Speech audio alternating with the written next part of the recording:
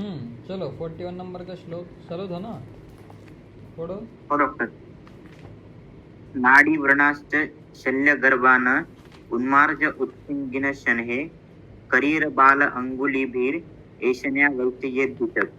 नाड़ी व्रण, शल्ययुक्त व्रण, उन्मार्गी व्रण तथा कोकलीय व्रण में करीर की नाल, बाल अंगुली तथा ऐशनी से वैद्य को धीरे धीरे ऐशन कर्म करना चाहिए।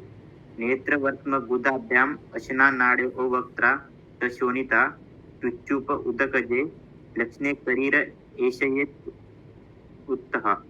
दृष्टिपथ और गुद के समीप वाले तथा छोटे मुख वाले रक्तयुक्त नाड़ी व्रणों में चुच्चू, शाक विशेष, कोई और करीब चिकने वाले से ऐशन कर्म करना चाहिए। वही उन्होंने बोला है कि साइनस नाड़ी के अंदर कोई कैविटी तुमको दिख रही है तो कैसा आपको एशन प्रोबिंग कैसे करनी है, वही उन्होंने बताया। ज़्यादा कुछ ऐसे एक्सप्लेन करने की नहीं है, बस यही एक याद रखना है। वैसा नेत्र वर्तमान नेत्र के आसपास कैसे अंदर की तरफ नेत्र होता है, गुदा के अंदर तरफ रेक्टल के अंदर तुम ओपनिंग को अगर साइनस या फिस्टुला से रेक्टम के अंदर खुल रहा है, तुमने इसे हार्ड वाली प्रोब अगर तुमने प्रोबिंग कर दी तो अंदर और एक ओपनिंग बन जाएगी जो नहीं बनी हुई है, ऐसा भी हो सकता है। इसलिए उन्होंने बोला है कि नेत्रवर्त्मा गुदा के पास के अंदर जो नाड़ी है और जो जिसके अंदर से खून बह रहा है, ऐसा अगर कोई साइनस है तो उसके अंदर श्लष्ण अरे से जो कमज़ोर जो है, ऐसे ज़्यादा हार्ड नहीं, ऐसे एकदम सॉफ्ट वाली चुच्चू पोदकजे श्लष्ण वाली ऐसी करीर की नाल, ऐसे आपको इससे ऐशन करना है। प्रोबिंग ऐसे सॉफ्ट वाली प्रोब से करना है, ऐसे वनस्पति युक्त से बोल रहे हैं। चलो आगे पढ़ लो। संवृत्त असंवृत्ताश्चयेषु गणेषु मतिमान ऋषभ यथोक्तम आहारेत शल्यम प्राप्त उद्धरण लक्षणम। आहरण बुद्धिमान वैद्य खुले हुए तथा बंद हुए वाले व्रणों में कही गई शल्य निकालने की विधि के अनुसार निशल्य लक्षण की प्राप्ति पर्यंत शल्य का आहरण करे। बस वही फॉरेन बॉडी हो, कोई भी शल्य हो, उसको आहार निकाल के उन्होंने बोला कि निशल्य होने तक वैसा तुम्हें पूरा पूरा शल्य निकालना है। बस सिंपल सिंपल ही बताए हुए हैं। यही आपको कोटेशन याद करना है कि संवृत्त असंवृत्तेषु व्रणेषु क्या करना है कि नहीं। यानी कि जो खुला वाला है मुख या बंद वाला मुख है, उसके अंदर अगर कोई शल्य फॉरेन बॉडी है तो कैसा आहरण करना है, ऐसा पूछ लेते हो। संवृत्त असंवृत्तेषु व्रणेषु क्या करना है तुम्हें, तो आहरण करना है उसके अंदर। चलो आगे बढ़ो। रोगे वेदन साध्ये तु यथ उद्देश्य प्रमाणता शस्त्रम निदध्यात् दोषम च श्रावयेत् कीर्तिथ यथा।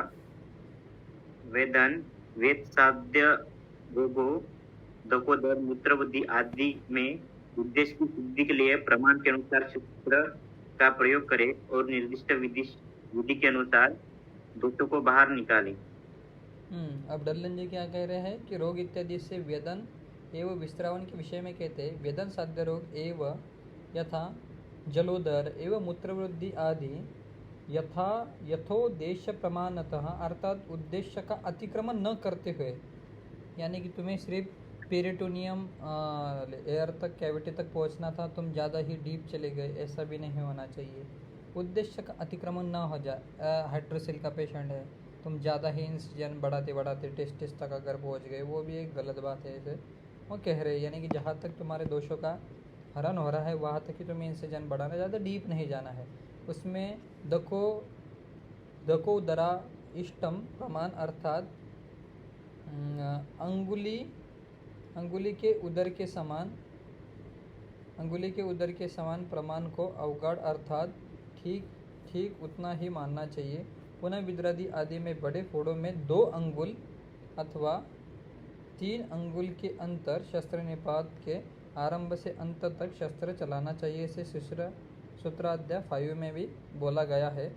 शस्त्र निदग्धात यानी कि वो जो है ना एब्सेस की कैविटी, अगर आपने 2 अंगुल तक एक इंसजन एंड ड्रेनेज के लिए आपने इंसजन दे दिया तब भी अच्छे से ड्रेन नहीं हो रहा, तब 3 अंगुल तक भी आप बढ़ा सकते हो। ये जहाँ जहाँ तक पहुँच जा रहा है वहाँ वहाँ तक तुम बढ़ा सकते हो। ऐसा उनका कहने का तात्पर्य 2 अंगुल 3 अंगुल अंगुष्ठ के समान आप ऐसा उनमें बढ़ा सकते हो। ऐसे इंसिजन देने के लिए कहा गया है कि तुम्हारे हिसाब से देख लो।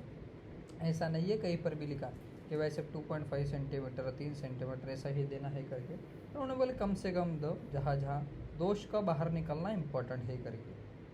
आगे बोल रहे हैं दोष का स्त्रावन करना चाहिए, जैसे कि पूर्व में कहा गया है। शल्य यहाँ तक का व्यदन किया गया, इसको स्त्रावन कहते हैं। इस प्रकार की इस श्लोक में दो उपक्रम कहे गए हैं, यही बस ठीक। इसमें तो ऐसा कुछ नहीं, प्रैक्टिकली तो समझ ही जाएगा तुम्हें, कन्फ्यूजन कुछ नहीं है इसमें। चलो आगे बढ़ लो। अपाक उपद्रुतायेत मासस्ता विवृताश्चये यथोक्तं सीवनं तेषु कार्यं संधानम एव च। सीवन और संधान पाकजन्य उपद्रवों से रहित मांस में स्थित तथा खुले हुए मुख वाले व्रणों का कथित विधि के अनुसार सीवन और संधान करना चाहिए। देखो कितना अच्छे से उन्होंने बताया कि भाई कहाँ पर तुम्हें स्टिचेस लगाने चाहिए, कहाँ पर तुम्हें सीवन संधान करना चाहिए, ऐसे बोल रहे हैं। यानी कि अपाका तो उपद्रव था, जिन व्रणों में पाक से होने वाले उपद्रव नहीं हो, यानी कि पाक नहीं हुआ है, जिसके अंदर एब्सेस की कैविटी नहीं है, जिसके अंदर पस नहीं है, ऐसे शुद्ध व्रण के अंदर ही आपको क्या करना है, सीवन करना है। और जो बोल रहा है जो व्रण के अंदर मांस स्थित हो तथा जो खुले हुए मुख वाले हो, उनमें पहले बताई गई विधि अनुसार संधान सेवन करना चाहिए। अब अल्लन जी क्या कह रहे हैं, बोल रहे हैं अपाक इत्यादि से सेवन और संधान को उन्होंने विषय को कहते हैं अपाकत उपद्रुतन, अर्थात जिन व्रणों में पाक का उपद्रव न हो, जो विवृत्त, ऐसे विवृत्त अर्थात व्यात मुख, यानी कि ऐसे ब्रॉड जिसका मुख हो, जैसे कि अष्टवी शस्त्रकर्म अध्याय में कहा गया है, वैसे उनका सीवन करना चाहिए। संधानम एवच, अर्थात न केवल सीवन अपितु संधान भी करना चाहिए। संधान अर्थात व्रण के ओष्ठ को मिला देना चाहिए। इस श्लोक में भी दो उपक्रम कहे गए हैं, सीवन और संधान को। चलो आगे बढ़ लो। पूय गर्भान अनुद्वारान व्रणान मर्मगतानपि यथोक्ते पीडन द्रव्य समन्तात परिपीडयेत्। पीड़न पूय से युक्त छोटे मुख वाले तथा मर्म में स्थित व्रणों के ऊपर उच्च स्थान में कथित पीड़न द्रव्यों का लेप लगाकर चारों ओर से पीड़न करना चाहिए। तुच्छमानम उपेक्षेत तदेह पीड़नम प्रति न च अभिमुखम आलिपेत तथा दोष प्रसिच्यति। पीड़न कर्म के लिए व्रण पर लगे हुए प्रलेप को उतने देना चाहिए। छोटे मुख वाले व्रण में व्रण के मुख पर लेप नहीं लगाना चाहिए। व्रण का मुख खुला रहने से इस प्रकार दोष स्वयं बाहर निकलता रहता है। देखो ये प्रैक्टिकली बहुत ही इम्पोर्टेंट है, यानी कि ऐसे अनुमुख वाले साइनस हो, बगंदर हो, अंदर एब्सेस हो, मर्म के स्थान के ऊपर हो, ब्लैडर के ऊपर का कोई साइनस बन गया हो, ऐसा अगर डीप सीटेड साइनस हो, ऐसा तुमको लग रहा है कि भाई सब यहाँ पर तुम शस्त्र कर्म नहीं कर सकते, वहाँ पर क्या बोल रहे हैं, पीड़न कर्म करना चाहिए। पिछले बार भी अपन ने डिस्कस किया था ये, पिछले कुछ लेक्चर में बोल रहे हैं पोए से युक्त अनुमुख वाले मर्म पर स्थित व्रण में पीड़न द्रव्य का लेप करें। तो क्या बोल रहे हैं, जो पिछल द्रव्य जो बताए हैं उधर, जैसे गेहूं का आटा बोला है, यव का आटा बोला है, उड़द का आटा बोला है, तो उसको अच्छे से लेप लगा दो, पूरे जो है कैविटी के आजू बाजू में लेप लगा दो और उसको सूखने दो। सूखने के बाद क्या हो जाएगा, पूरी जो स्किन जो है वो कॉन्ट्रैक्ट हो जाएगी और अंदर का पूरा जो स्त्राव वगैरह सब कुछ बाहर आ जाएगा। ऐसा पीड़न द्रव्य का मैकेनिज्म ऑफ एक्शन है, तो ये आप कर सकते हो। और इसलिए उन्होंने बोला है कि व्रण के मुख पर भी आपको प्रलेप नहीं लगाना, आजू बाजू लगाना है, क्योंकि दोष कहाँ से निकलेंगे करके। अब डल्लन जी वही कह रहे हैं कि मिश्रक अध्याय में जो कहे गए हैं पिछल द्रव्य वही त्वक और मूल आदि के द्वारा समन्तात अर्थात सभी और पीड़न करना चाहिए। वही प्रदेह अर्थात प्रलेपन, दोष अर्थात पूय ऐसे बोले, दोष अर्थात पूय, प्रसिद्धते अर्थात स्वयं ही बाहर निकलने लगता है, पीड़न अर्थात औषधि से चंपन कर देना। ठीक है, चलो आगे बढ़ लो। तेस्तिर निर्मितेर बहुधा चोनिते प्रसृते वृषं कार्य यथोक्तं वैद्येन चोणिता स्थापनम भवेत्। चोणिता स्थापन शिरावेद आदि भिन्न भिन्न कारणों से रक्त की प्रवृत्ति अधिक होने पर पूर्व कथित चोणिता स्थापन विधि के द्वारा वैद्य को रक्त प्रवाह रोकना चाहिए। देखो यहाँ पर एक इम्पोर्टेंट उन्होंने बताया गया है, ऊपर का जो पीड़न द्रव्य नहीं का, उसका इतना याद कर लो कि पूय गर्भान अनुद्वारान व्रण मर्म गतानपि, ऐसा ही कोटेशन उठा के पूछ लेंगे भाई साहब। पूय गर्भ से युक्त कोई ये है, व्रण अगर है, अणुद्वार जिसका द्वार भी छोटा है, व्रण मर्मगत अगर है, कभी कभी ऐसा पूछ लेते व्रण मर्मगत अगर है, कोई युक्त है तो तुम क्या करोगे, ठीक है नहीं, शस्त्रकर्म चलाओगे, पीड़न द्रव्य करोगे, क्या ऐसे अलग अलग ऑप्शन देके वो पूछ सकता है। तो वो पीड़न का अच्छे से याद कर लो, एक लाइन तो भी याद होनी चाहिए तुम्हें। एक्चुअली क्या करना चाहिए पता है कि वन टाइम में उसको अंडरस्टैंड कर लो भाई साहब ये प्रैक्टिकली कैसा ये हो सकता है, तो उसी टाइम तुम्हें याद हो जाएगा करके। अब शून्य स्थापन में वही बोला है कि अधिक मार्ग में अगर रक्त का स्त्राव हो रहा है तो रक्त स्थापन करें। पिछले अध्याय में जो सूत्र स्थान के 14 अध्याय शोणित वर्णनीय में बोला था संधान स्कंदन पाचन और दहन, तो उससे आपको शोणित का स्थापन करना है ऐसा बोल रहे हैं, वो तो पता ही है आपको। चलो आगे बढ़ो। दाह पाक ज्वरवतां व्रणानां पित्तकोपत रक्तेन सविभूतानां कार्यं निर्वापनं भवेत्। निर्वापन पित्त प्रकोप के कारण दाह पाक ज्वर तथा रक्त से आक्रांत व्रणों में निर्वापन करना चाहिए। यथुक्ते शीतल द्रव्ये तीर पिष्टे घृत आप्लुते विधायाद अबलान तेकान दूषिताश्च अवचारयेत्।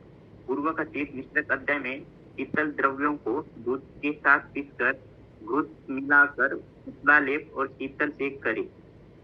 वही अब ये जो बता रहे हैं ना कि भाई दहा पाक जो अरवता व्रणानाम पित्त कोपता, अगर इम्प्लेमेटरी फेज कुछ ज़्यादा ही इम्प्लीमेशन तुम्हारे पेशेंट में दिख रहा है तो वहाँ पर बोल रहे हैं कि वहाँ पर तुम्हें निर्वापन यानी कि अंदर की जो पित्त है, जो वाप है साहब, या ट्रिक्स से आप याद रख सकते हैं कि जो पित्त है दाह जो पाक करा रहा है जिससे जोर तुमने, और उसको बाहर निकालने के लिए आपको क्या करना है, शीतल द्रव्य का लेप करना है। इसलिए वो बोल रहे कि शीर इष्ट घृत आप्लुते से आप कर सकते हो। तो यहाँ पर अपन एक प्रैक्टिकली एक अवलेज फाइजेल नाम से आता है, या शतदूत घृत भी आप यहाँ पर यूज़ कर सकते हो। नहीं तो आप डब्ल्यूएच फाइजेल के अंदर घृत, करंजाइल, कुमारी, हरिद्रा ऐसे शीतलता लाने वाले द्रव्य भी डाले हुए हैं, तो आप उसको भी यूज़ कर सकते हो। या आप ऐसे इम्प्लेमेटरी फेज जिस ब्रांड में ज़्यादा था आप शतदूत घृत का यूज़ कर सकते हो, ऐसे वो बोल रहे हैं। अब डल्लन जी क्या करें, दाह इत्यादि से निर्वापन का कहते हैं।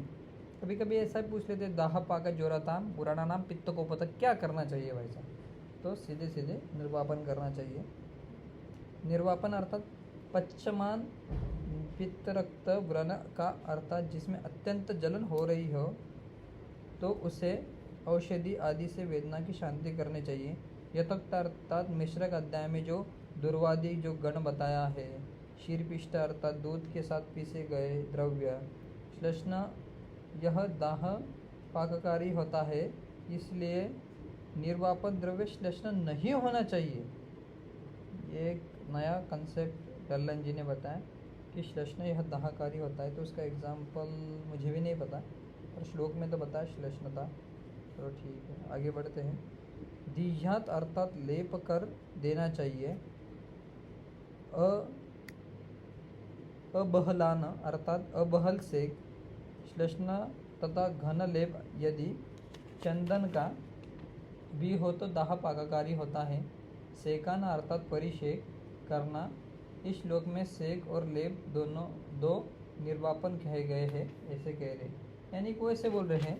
श्लेष्णा का अर्थ आप ऐसा लीजिए, अब चंदन शीतल है घूम रहे, ठीक है, पर तुम्हें क्या करना था, आधा अंगुल ही लेप लगाना था, तुमने लगा दिया 4 अंगुल लेप, क्या होगा फिर घूम रहे, वो मतलब जो हीट बाहर निकलने वाली थी वो निकलेगी बाहर, तुमने इतना मोटा लेप लगा दिया तो नहीं है चंदन शीतली, पर उसके जो बल्क ऑफ मास है वो तो उससे उष्णता जो बाहर निकलने वाली वो निकलेगी नहीं, अंदर के अंदर ही चले जाएगी, ऐसा इनका कहना है। ठीक है, इसलिए आपको कैसा पतला पतला लेप लगाना है, ज़्यादा घना लेप भी नहीं लगाना, क्योंकि यहाँ पर ही श्लोक के अंदर दिया है ऐसा, श्लेष्ण घनो लेप चंदन से अपनी दाह कृत भवती, अगर तुम चंदन का घन भी लेप लगा देते हो तब भी वो दाहक कारक ही होता है। सही कंसेप्ट ही उन्होंने बताया। इसलिए भाई साहब लेप सिर्फ लेप लगाना इम्पोर्टेंट नहीं, कितना लगाना है वो भी इम्पोर्टेंट है। चलो आगे बढ़ लो। व्रणेषु क्षीणमासेषु स्तनुस्राविषु अपाकेषु तोदकाठिन्यपारुष्य शूलवेपतुं मत्तु च वातग्नवर्गे आम्लगणे काकोल्यादिगणे तथा स्नेहिकेषु च बीजेषु पचेद उत्कारिका शुभाम। 3 मास वाले, पतले स्राव वाले, न पकने वाले तथा चुभने की सी पीड़ा, कड़ापन, वृक्षता, स्टूल और कंप से युक्त व्रणों में वातग्न वर्ग, दारवादी, आम्लगन, सौवीर, कुशोदकादि, काकोल्यादि गण तथा तेल वाले बीजों, तिल, तीसरी, रेड़ी आदि से सुंदर उत्कारिका पकाकर स्वेदन करे। यहाँ पर एक बहुत इम्पोर्टेंट ऐसा इन्होंने बताया है कि ये सब तुम्हारे पास कोई क्रोनिक वुंड के जैसे आ गया, इसको लिख लो कि भाई सब क्रोनिक वुंड का तुम्हारे पास पेशेंट है। क्या बोल रहे हैं? जिसके अंदर क्षीण मास हो चुका है, यानी कि पूरा जो मास है पूरा क्षीण क्षय हो चुका है, दोनों स्त्राव अल्प अल्प स्त्राव आते हैं ऐसा है। और बोल रहे अपाकिशु, जिसमें पाक भी नहीं हो रहा है, पर बोल रहा है कि क्रोनिक वुंड है तो थोड़ा थोड़ा पेन रहता है। और बोल रहे हैं जिसके एजेस पूरे कठिन हो चुके हैं, एजेस पूरे हार्ड हो चुके हैं, पारुष्यता है यानी पूरा फाइब्रोसिस हो चुका। ऑब्वियसली क्रोनिक वुंड है तो फाइब्रोसिस तो हुआ ही होगा। और बोल रहे शूल व्यपतुचा, शूल भी हो रहा है और जिससे पेशेंट के जो लिव वगैरह है उसके अंदर कंपन भी हो रहा है, ऐसे वो कह रहे हैं। तो अगर ऐसा तुमको लग रहा है कि वात की इन्वॉल्वमेंट ज़्यादा है तो बोल रहे भद्रदारवादी जो गण हैं, भद्रदारू मतलब देवदारू, ऐसा आप ये करो, लेप करो। अम्ल वर्ग जैसे सुविरक हो गई, तुशोदक हो गए, उससे आप कर सकते हो वातज कंडीशन में ही। और बोल रहे हैं काकोल आदि का भी आप ये कर सकते हो, उत्कारिका बना कर आप उसके ऊपर लेपन कर सकते हो। और बोल रहे हैं तथा स्नेह बीज वाले तिल, अतसी, सरसों, एरंड की भी अच्छे से उत्तम उत्कारिका पकाकर स्वेदन कार्य करना चाहिए, इसे बोल रहे हैं। स्वेदन कार्य करे उन्होंने बोली है। अब कैसे लगानी वो बता रहे, डल्हन जी बता रहे हैं, उसको एक्सप्लेन करके। और व्रण इत्यादि से उत्कर्षा के विषय में कहते हैं कि मांस का क्षीण होना आदि वात का कार्य है। वात वर्ग में भद्रदारू आदि, अम्लगन में सोविरक्ति शोधक आदि, स्नेह में एवं बीजों में तिल, अलसी, सरसब, एरंडा आदि बीजों से निकला हुआ स्नेह। देखो क्षीण मास है, इसका मतलब वात की इन्वॉल्वमेंट है। बोल रहे तोद काठिन्य पारुष्यता है, मतलब 101% वात के कारण ही वो क्रोनिसिटी आई है। इसलिए आपको क्या करना है, मांस का वर्धन करना है और जो एजेस हार्ड जो हो चुके हैं उसको सॉफ्ट करना है, ग्रैनुलेशन टिश्यू को फॉर्म करना है। इसलिए उन्होंने स्नेह भी बोला। और ये वात नाश करने के लिए, ग्रहण करने के लिए उन्होंने भद्रदारवादी जो गण है, अम्ल गण है, वो भी उसके अंदर इंक्लूड किया। एरंड तेल, तिल तेल, सरसब तेल, ऐसे अलग अलग उन्होंने बता दिए कि भाई सब कंडू भी है, तोद भी है, तो उसके हिसाब से तुम्हारे हिसाब से देख लो। और आगे बोल रहे वातग्न वर्ग और काकोल्यादि गण तथा स्नेहिक बीज, इनको बराबर मात्रा में लेकर उसको चौगुने अम्ल द्रव्य को लेकर न तो अति घन न अति सांद्र पतली पेय जैसी उत्कारिका बनानी चाहिए, से कह रहे हैं। यानी पेय जैसी क्या होती है कुमरे? डॉक्टर पेय जैसी क्या होती है? उत्कारिका, ये ध्यान में रखो। नहीं तो उत्कारिका से अपन ऐसे कोई इसे टिक्की बनाई हुई है ऐसा इमेजिन होता है, पर उत्कारिका मतलब ऐसे न अति घन। देखो डल्लन जी की टीका है इस इधर, तद चतुर्गुण अम्ला नाम गृहीत्वा न अति घन न अति सांद्र पेय अनुकारिणी उत्कारिका पचेत। ऐसा पचन करने के लिए, स्वेदन कार्य के लिए क्या बोली है, उत्कारिका बताई गई है। ये याद रखना, क्षीणवाशेषु, तनुस्रावेषु, अपाकेषु, तोदकाठिन्य पारुष्य, शूल विपतु, ये सबसे कंफ्यूजिंग लग रहा है मुझे। चलो आगे बढ़ लो। तेषां च स्वेदनं कार्यं तीरानां वेदनावतां दुर्गन्धानां क्लेदवतां पिष्टिलानां विशेषतः।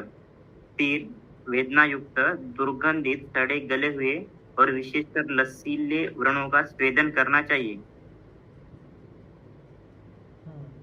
वही उन्होंने बोला है कि आपको किस किस में करना है स्वेदन। पिछले इसमें भी आया था ना स्वेदन कुमरे, स्वेदन आया है ना पहले, क्या फर्स्ट टाइम आया है? हाँ इधर आया, शोप के अंदर आया है। देखो 21 नंबर का जो श्लोक है ना उसके अंदर भी दिया है, रुजावताम दारुणानाम कठिनानाम तथैव च शोपानाम स्वेदनम कार्यम।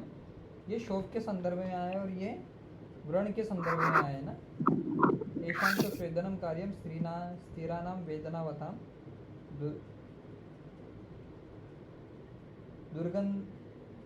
दुर्गंधा नाम है क्या? दुर्गंधा नाम क्लेदवताम पिचिलानाम विशेषता। पर यहाँ पर पता है क्या तेरे संहिता में ये बोला है, यहाँ पर जो अलग नहीं के कुमरे स्वेदन अलग से नहीं बताया करके, स्वेदन अलग से नहीं बताए कुमरे। हाँ इसको उत्कारिका साथ में ही हो गया डॉक्टर। हाँ उत्कारिका के साथ में ही बोला है, यानी कि उत्कारिका से आपको स्वेदन करना है करके। और जो ये बोल रहे हो तुम दुर्गंधानाम क्लेदवतानाम पिच्छलानाम विशेषतः कषाय शोधने कार्य शोधने प्राग उदीरिते, ये कषाय का श्लोक है दुर्गंधा नाम से,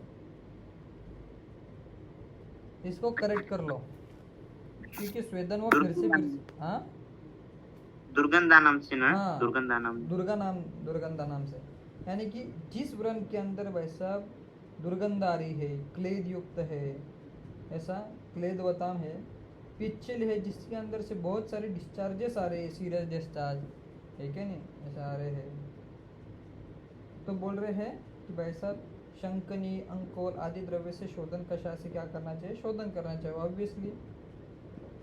कि ऐसा इन्फेक्टेड अगर वुंड हो है कि नहीं, पूछ लेते ही ये सबसे इम्पोर्टेंट है, दुर्गंधानाम क्लेदवतानाम पिच्छलानाम क्या करना चाहिए तुम्हें, विशेष करके वहाँ पर कषाय से शोधन कार्य करना चाहिए, ऐसा बोला है कर। देखो मैक्सिमम टाइम्स पता है क्या संहिता के अंदर भी प्रिंटिंग मिस्टेक हो सकती है, तो उसको पहचान में आना चाहिए करके। अल्लन जी क्या बोल रहे हैं, दुर्गंधानाम इत्यादि से कषाय आदि से लेकर चूर्ण तक 7 शोधन रोपण को विषय भेद से प्रदर्शित करते हैं। शोधन कषाय जो मिश्रक अध्याय में पहले ही कहे चुके हैं, शंकिनी अंकोट आदि से बनाए गए पौधों से शोधन कार्य करना चाहिए से कह रहे करके।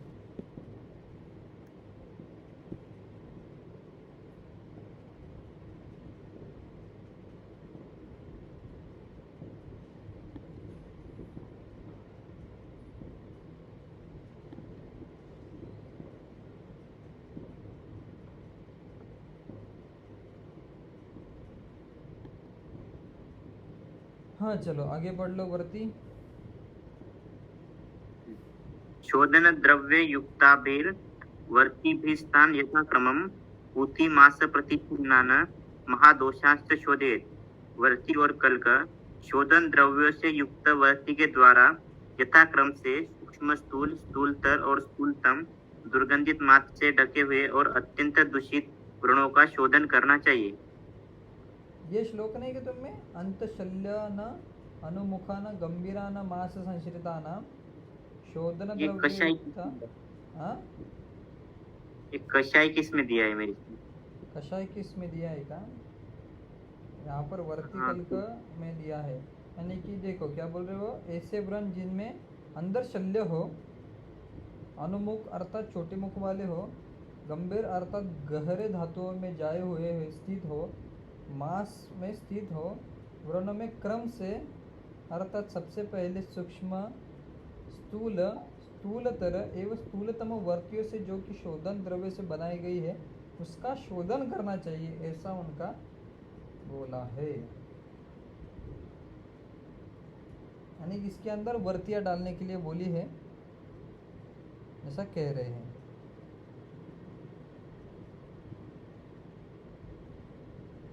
और आगे बोल रहे हैं कि उतिमास प्रतिच्छन्नान महादोषच्च शोधे, क्या बोल रहे हो, सड़े हुए मांस से ढके हुए एवं महादोष वाले व्रणों में पूर्वोक्त वर्तीय द्रव्य में से जो भी द्रव्य मिल सके उनको पीस कर कलका बनाकर उसका शोधन करना चाहिए, इसे कह रहे हैं।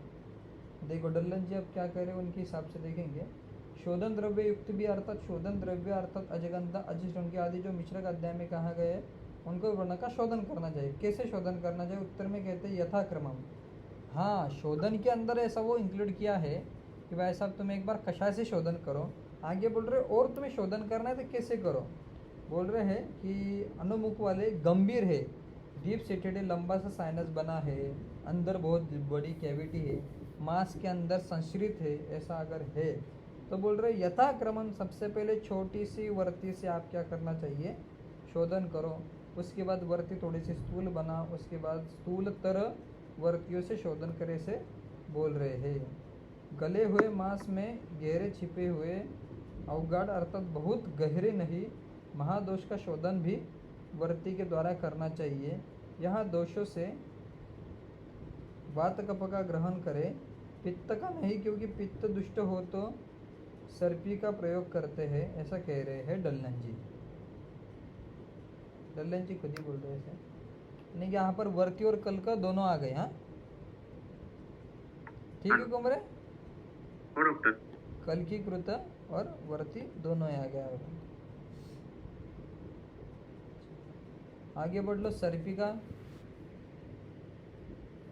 पित्त प्रदुष्टान गंभीरान दाह पाक प्रपीडितान कार्पास फलमिश्रेण जयत शोधन सर्पिशा उत्तन्न मासान स्निग्धान अल्पस्रावान व्रणास्तथा सर्षप स्नेह युक्तेन धीमास तैलेन शोधयेत। बस बस बस बस क्या बोल रहे हो? वो पित्त से दूषित अगर कोई व्रण है, गंभीर व्रण है तब भी चलेगा, और बोल रहे उसके अंदर दाह पाक हो रहा है तो सिंपल बोल रहे हैं कि कार्पास फल मिश्र घृत, कार्पस से अधिक घृत। कभी कभी ऐसा पूछ लेते हैं इसका रेफरेंस कहाँ है करके। कार्पसी फल का कलका बनाकर उसके अंदर घृत डालकर उसका क्या करना चाहिए? पित्तज व्रण के अंदर ये करना चाहिए, यूज करना चाहिए।